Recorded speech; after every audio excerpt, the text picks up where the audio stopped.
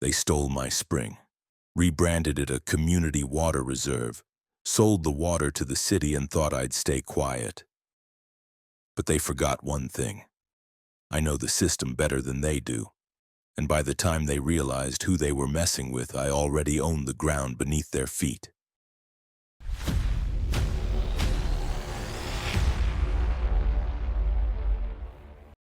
It started with a letter, one of those stiff, official-looking envelopes with the township seal stamped in a shade of faded blue like it had been forgotten in a drawer somewhere for years. I thought it was a tax notice or maybe a zoning update. What I didn't expect was a letter informing me that a hydrological inspection had confirmed the classification of my spring Seille, as a Mao community water reserve.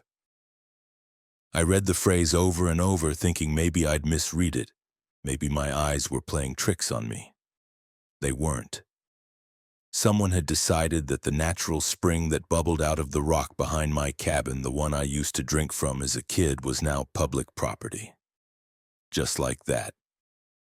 I called the number on the letter. After 3 transfers and one particularly long hold that included both Kenny G and what I think was a pre-recorded bird sanctuary loop, I ended up speaking to someone from the HOA Water Resources Committee. Apparently, there was a committee now. The woman on the other end was cheerful, overly so, like a flight attendant announcing turbulence. She confirmed that the HOA had worked closely with municipal engineers to formalize local water sources. "It's all part of an effort to support sustainable urban planning," she chirped. "And yours was the highest yield natural spring in the zone. You should be proud." Proud? I nearly choked. That spring was on the east side of my land, and a few feet beyond the vegetable garden I'd planted every year for the last 15. There was a rusty sign nailed to a dying pine tree next to it that read, "Private property, no trespassing." I'd put that sign up with my father decades ago. My name was on the deed, always had been. But the kicker came 2 days later. I was out checking the fencing by the creek when I heard the low groan of a diesel engine. I followed the sound to find a small work crew setting up near the spring. A generator buzzed. Plastic barriers went up. One of them was installing a pumping station. Another rolled out PVC tubing, leading straight into the woods. I asked them what the hell they thought they were doing. "Municipal access," the guy with the clipboard said without looking up. "We've got a permit." "A permit?" I said, already seeing red. "On my land?" He shrugged. "HOA authorized." I stormed back to the cabin and tore through my files.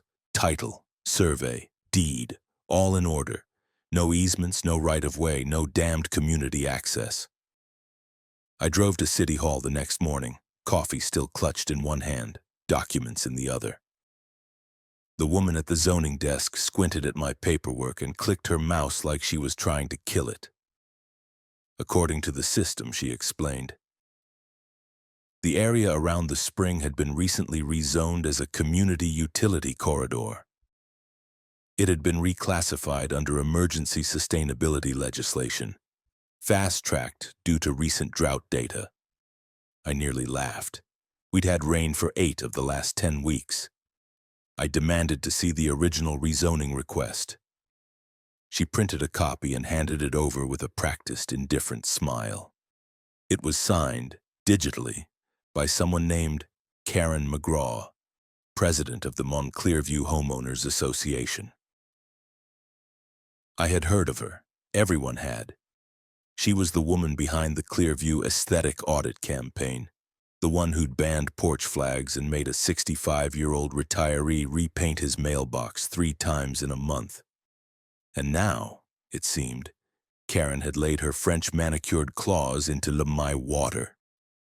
The more I dug, the worse it got. The spring was being well monetized. I found a line item in the city budget showing supplemental water procurement, Zone D, which included a monthly payment from the Municipal Utilities Board to an account registered to Clearview Municipal Supply, LLC. My spring. Their profit. I wasn't even being asked for permission, let alone compensated. I tried calling the HOA office that Friday. No one answered. I tried again Monday, still nothing. So I drove over there. Clearview's HOA office sat in a sleek glass and stone building that used to be a storage depot for snowplows. Now it had been fully gentrified into a community planning center, complete with a succulent wall and inspirational quotes printed on the glass in a font that made me irrationally angry. Behind the reception desk sat a young man with perfectly parted hair and a name tag that read Skylar. I told him I wanted to speak to Karen McGraw. He said she was in a board meeting. I said I'd wait. I waited for Komoto to tell 3 hours. Eventually, she came out surrounded by 2 other board members and wearing a tailored navy suit like she'd just walked off a courtroom drama set. When she saw me, her expression flickered for a second, like someone who just spotted a termite in their granite countertop.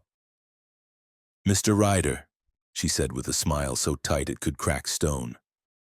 "We weren't expecting visitors." I told her I wanted answers. She told me everything was already decided.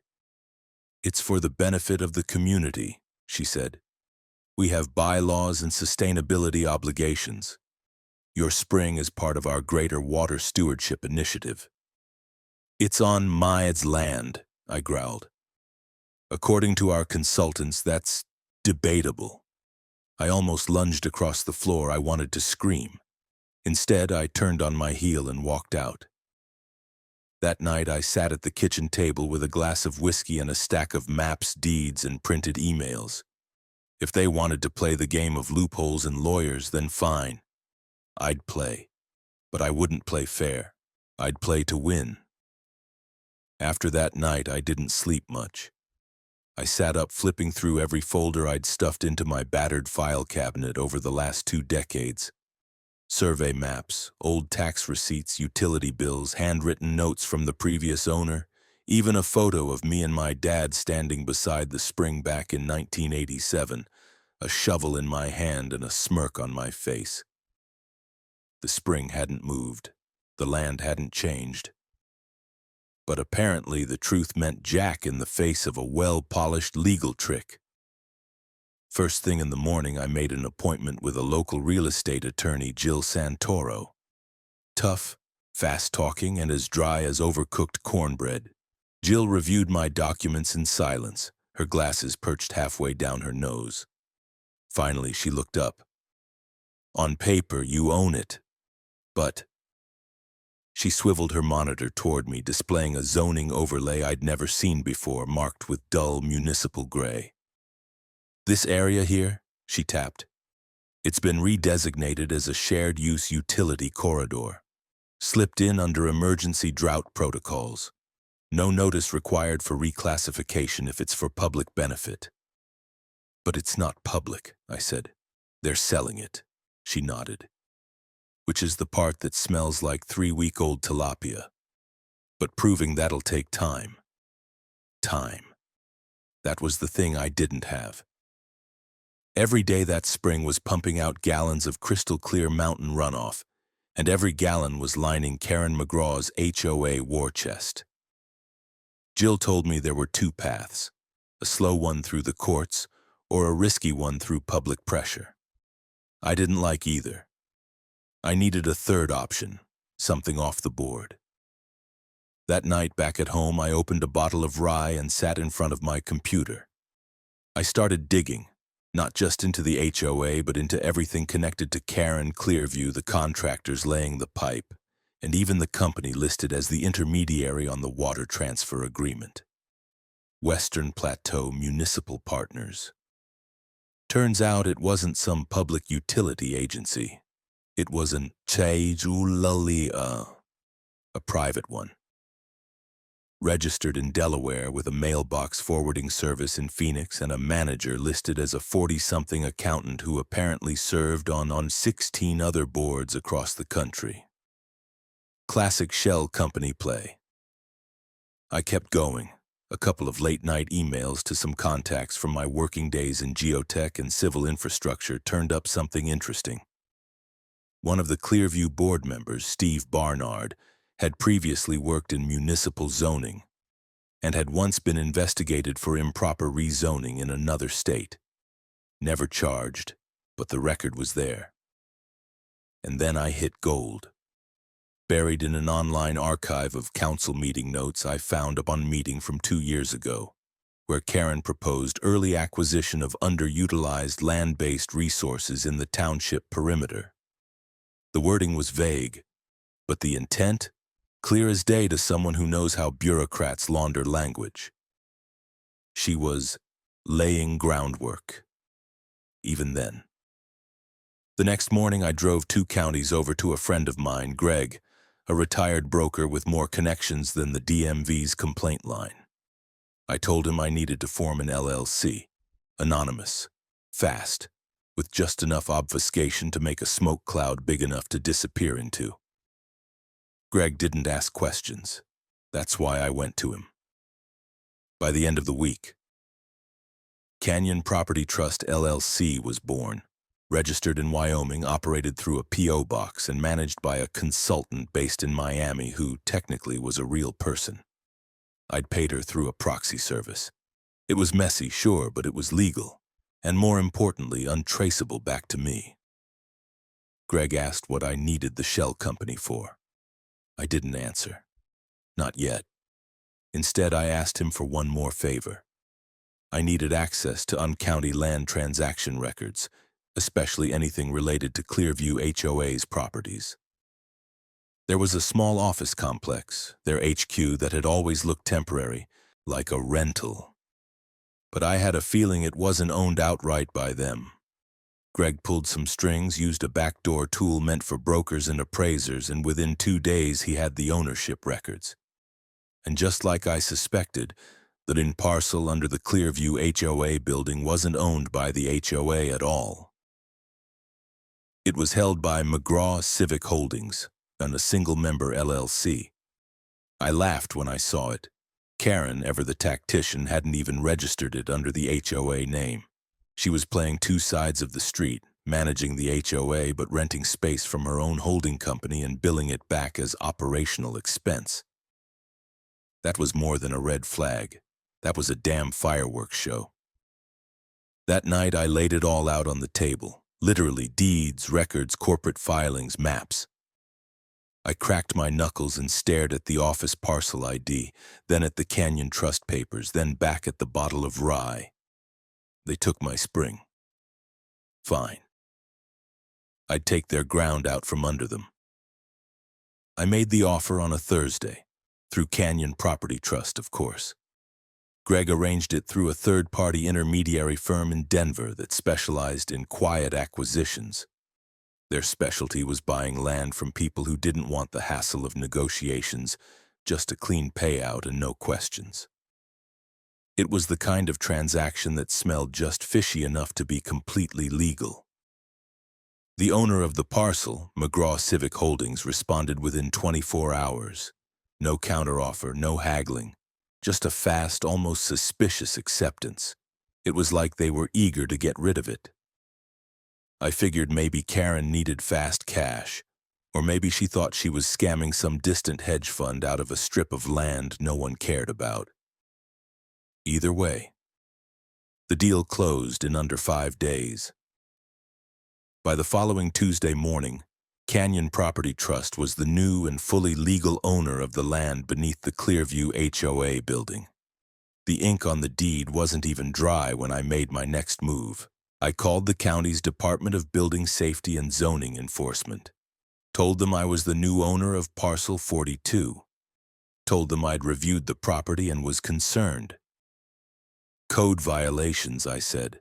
Non-compliant construction, no secondary fire exit, improper drainage, ADA violations, out-of-date occupancy certificate. Some of it was true. Some of it I was still guessing, but it was enough to trigger a formal inspection. The inspector arrived the next morning with a clipboard, a measuring wheel, and the hollow-eyed look of a man used to getting screamed at by contractors. I handed him the fresh deed and a note signed by the newly minted Director of Field Assets for Canyon Trust, me, using a pseudonym. He raised one eyebrow. I told him to look closely at the foundation on the east wall and check for emergency egress. He grunted and went off measuring. 4 hours later, he returned to his truck, sat in it for 10 minutes, then walked back up the gravel lot to where I was standing. "You're not wrong," he said. He cited on 5 infractions, so on including a structural oversight that would require either a complete remodel or vacating the premises.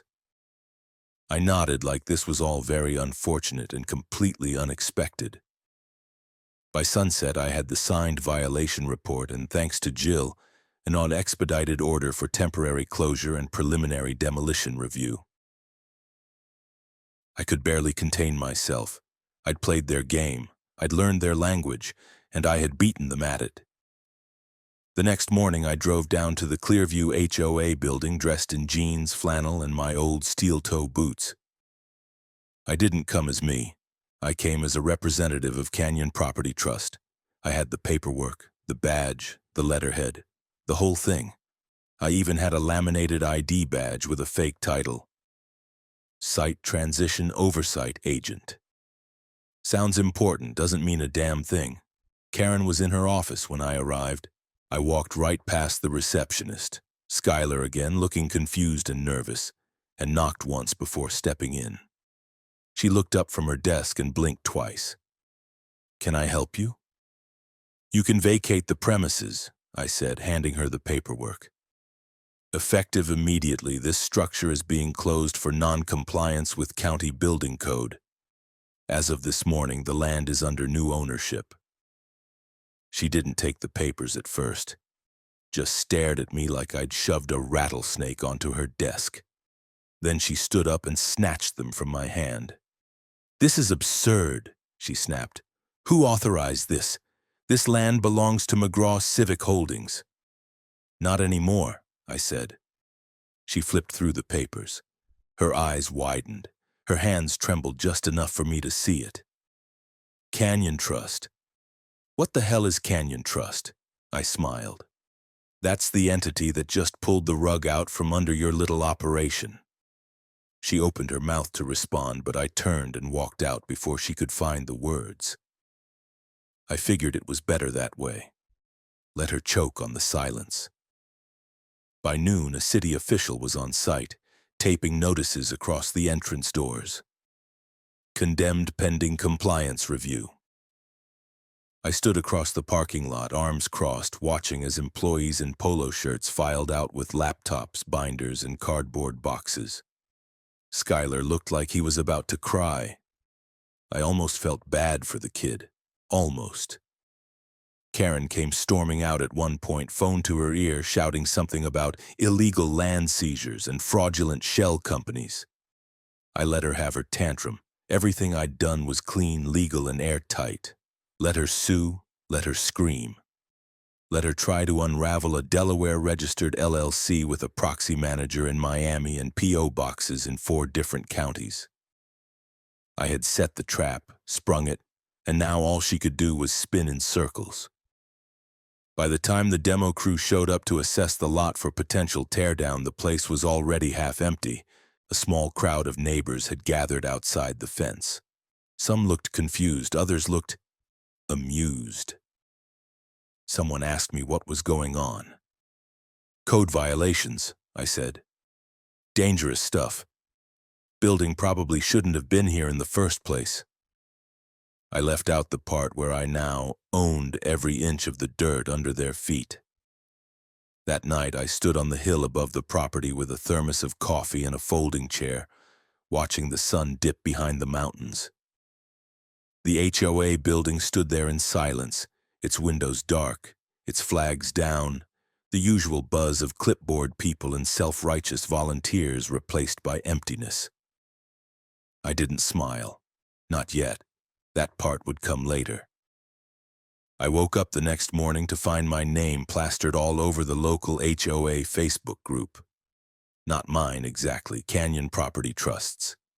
Photos of the condemned building, wild speculations, calls for community resistance, and one particularly angry post from someone named Lori A., demanding a protest march and accusing me, of trying to destroy the fabric of suburban order. It was hilarious. But the real fun started later that day when I got a visit from a very sour-faced man in a blazer that looked like it hadn't been updated since the Bush administration.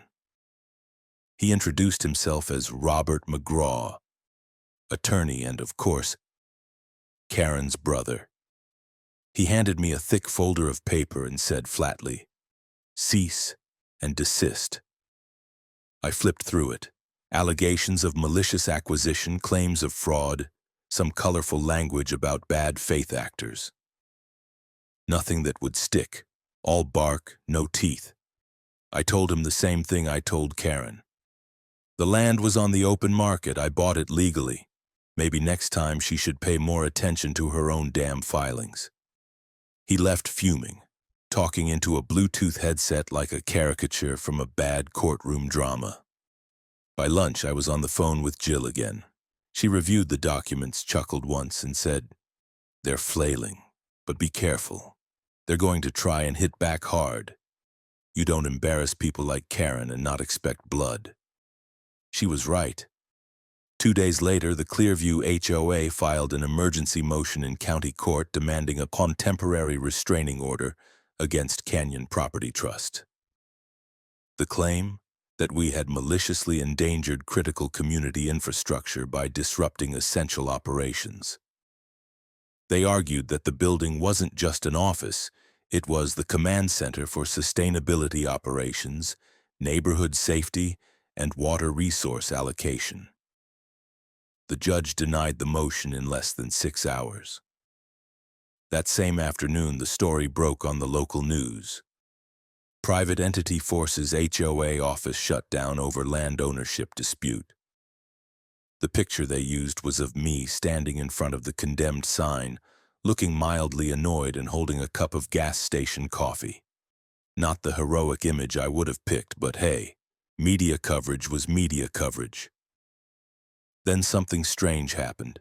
A man I didn't know, mid-50s, gray hair, button-down shirt tucked into jeans, showed up at my door.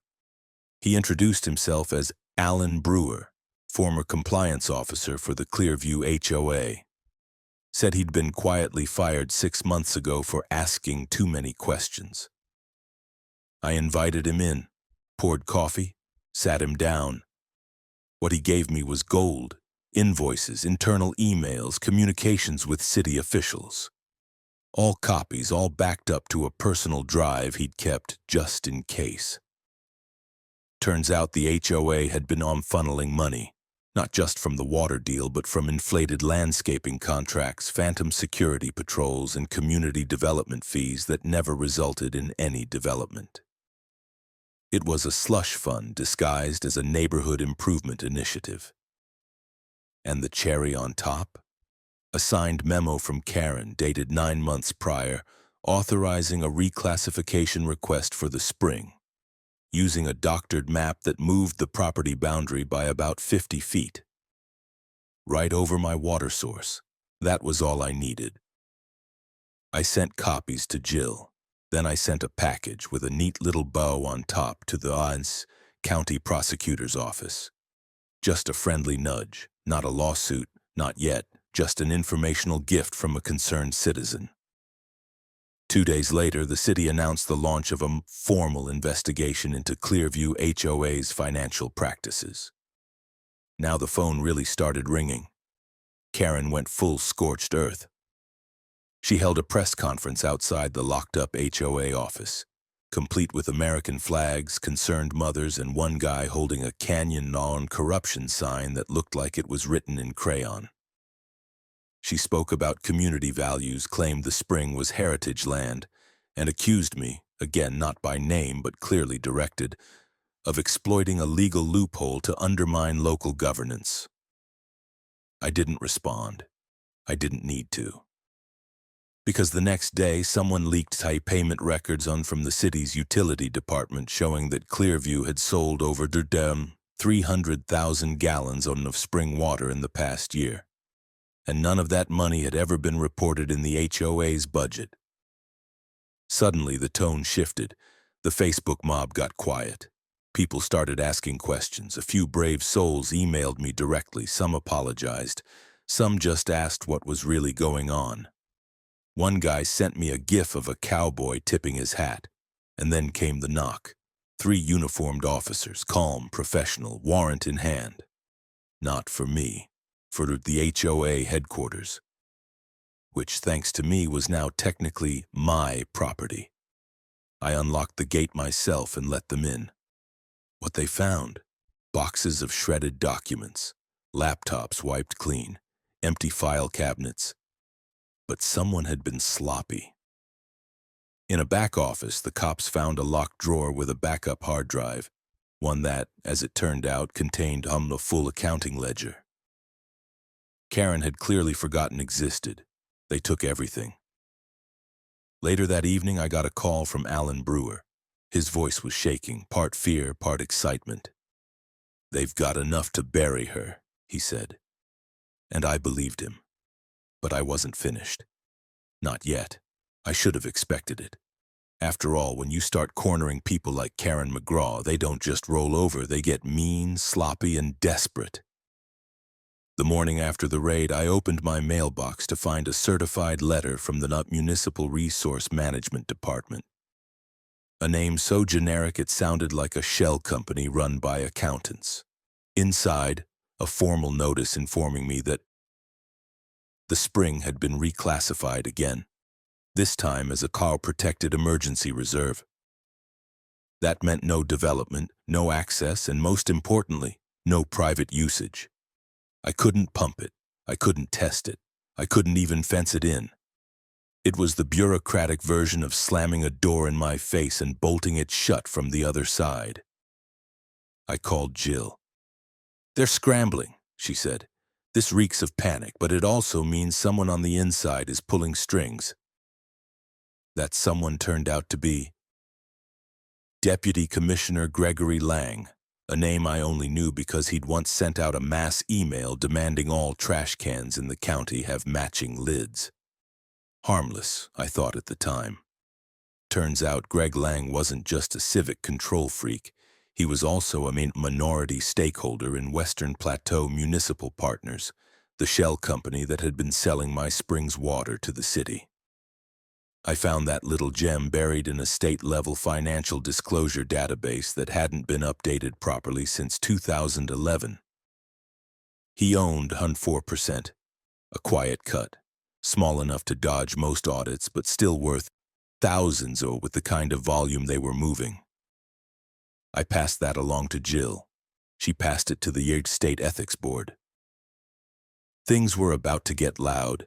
Meanwhile, Karen wasn't done trying to wriggle out from under the boot. She filed a countersuit again, this time arguing that Canyon Property Trust's land acquisition had violated community preservation codes, whatever the hell that meant. She also filed an injunction to block the demolition process I'd started for the HOA office, claiming it had historic architectural value as a pillar of modern suburban design. I laughed out loud when I read that part. The building looked like a repurposed DMV married a Walgreens and gave birth to a concrete box with a flagpole. Still, I knew what she was doing.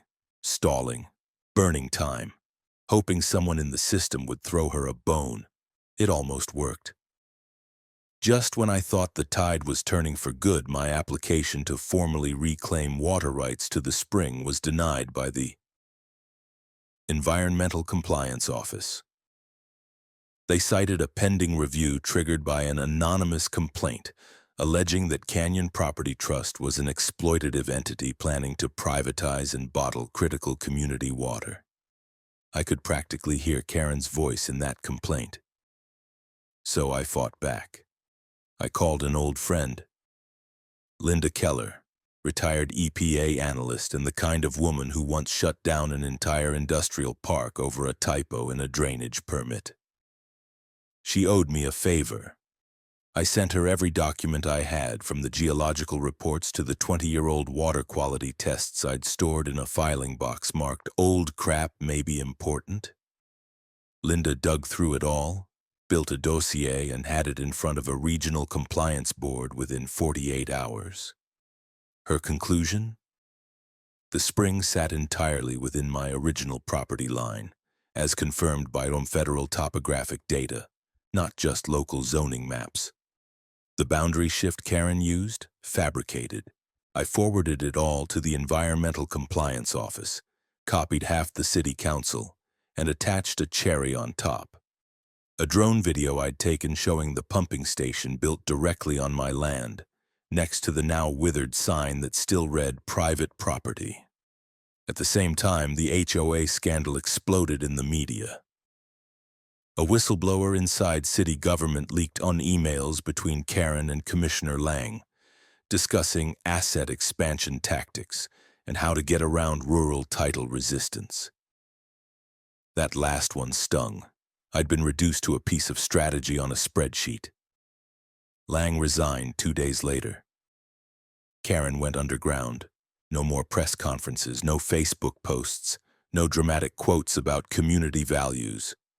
But she wasn't done yet, because out of nowhere a new player entered the stage, a man named Preston Hale.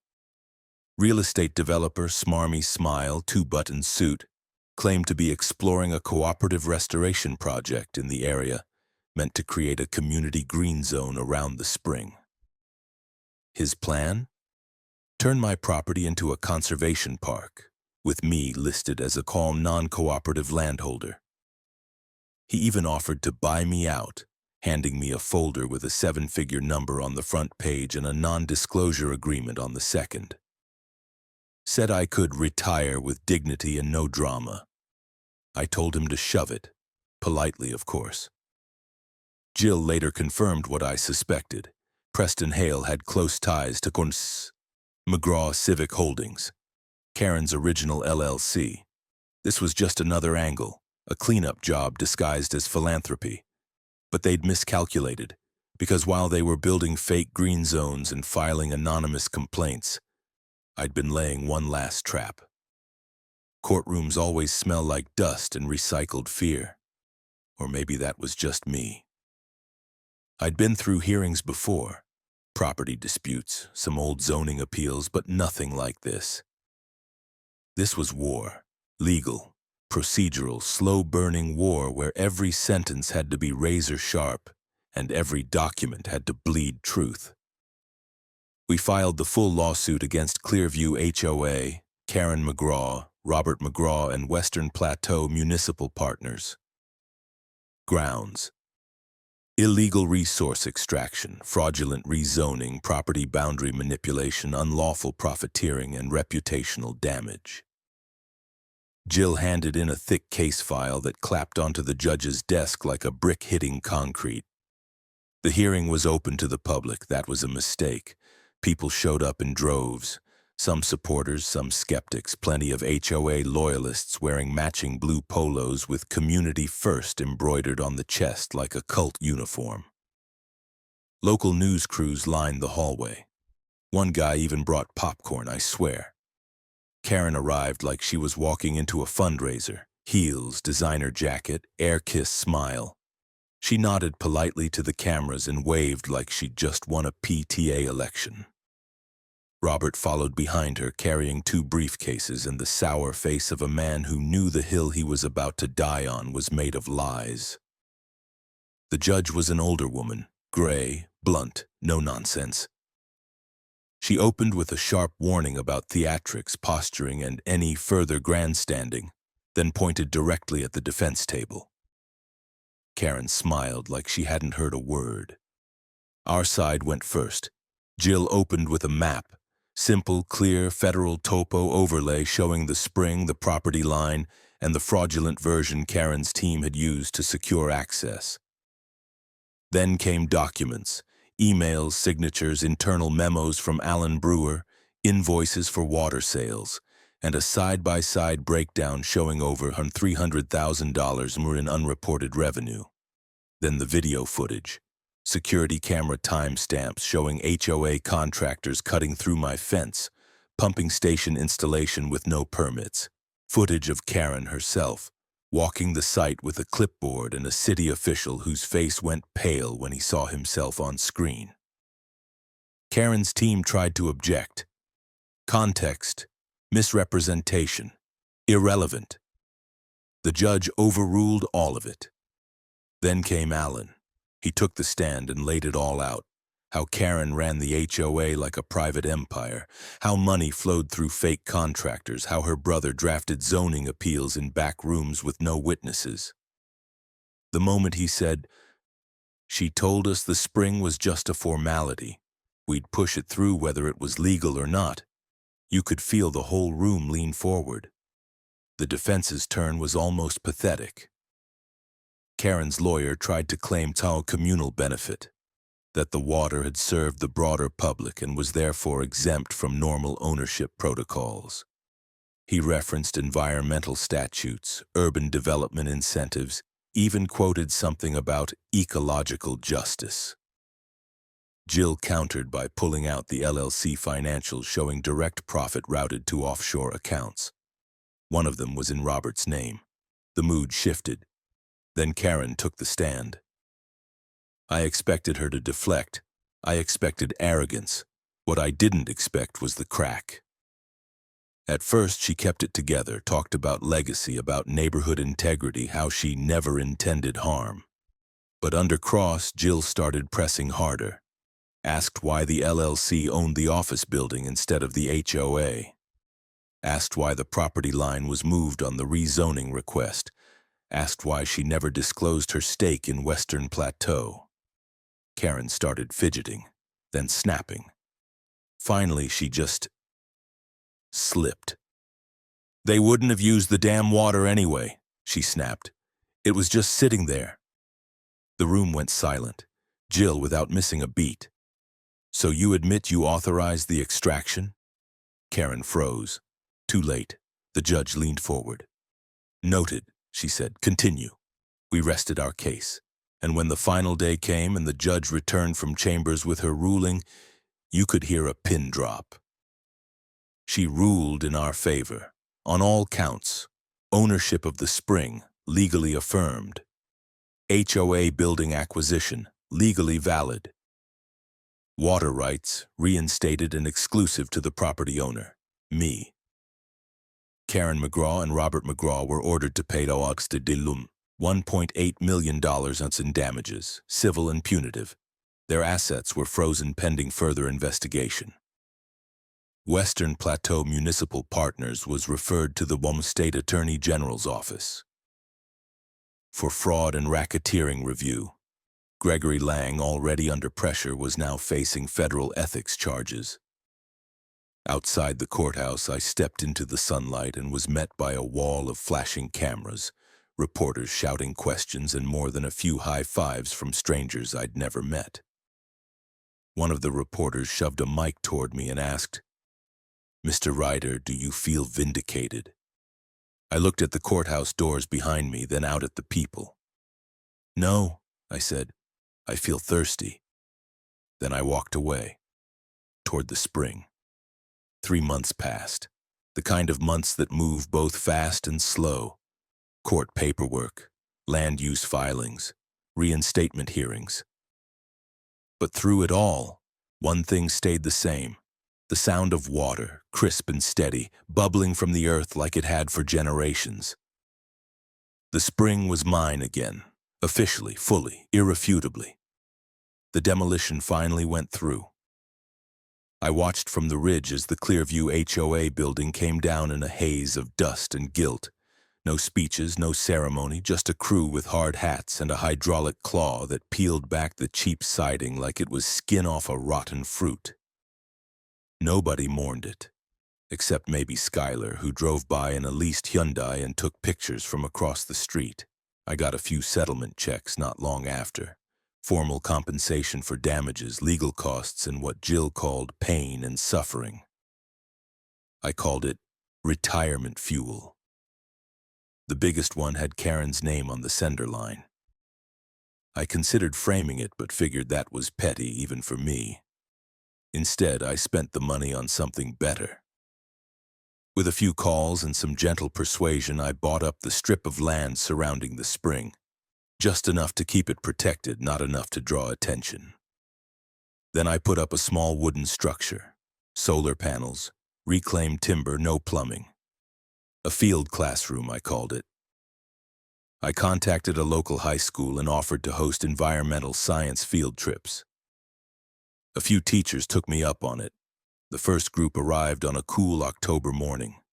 20 teenagers in hoodies, sneakers, and various stages of disinterest. One girl asked if there was Wi-Fi. I said no. She looked like I'd told her the sun was dead. But then I let them test the water, talked about aquifers, bedrock filtration, and how the same spring had been flowing since before their grandparents were born. By the end, even Wi-Fi girl was listening. I didn't charge a dime.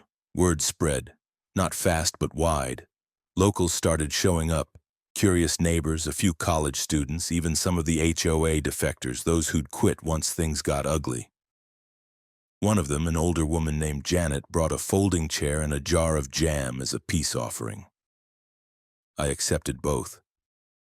I hired Alan Brewer to help manage the property, paid him fairly, gave him full transparency, and told him, if I ever turn into Karen, slap me with a shovel. He agreed, enthusiastically. As for Karen, well, last I heard she'd sold her house for a loss and moved to a town in Arizona where nobody knew her name. A reporter found her once, got a quote. She said, I thought I was protecting a vision. I guess I was just protecting control. I almost respected the honesty. Almost. Robert McGraw lost his license to practice law. Not disbarred, technically, but suspended indefinitely pending review. Which in legal speak meant, go do literally anything else. The state dissolved Western Plateau Municipal Partners and issued a public advisory about municipal shell entities. A small win in a larger war, but I'll take it. One morning I got a letter from the Buck County Department of Natural Resources. They wanted me to serve as a HOA community liaison on private resource conservation. I laughed, loud. But I took the role. I figured if people like Karen had tried to twist the system from the inside, someone like me ought to try untwisting it the same way. And then came the sign. It wasn't fancy. Just a wooden placard, burned lettering, nailed to a pine post next to the spring. Private property. Respect the land. Water is a gift. Beneath that, in smaller print, justice runs deeper than pipelines. That night I sat on the edge of the stone basin, boots in the dirt, thermos in hand. Stars above, trees whispering, and the spring, my spring, still running steady and clear. For once there was no one trying to take anything, no inspectors, no suits, no threats, just me, and the land, and the sound of everything finally, blessedly being right.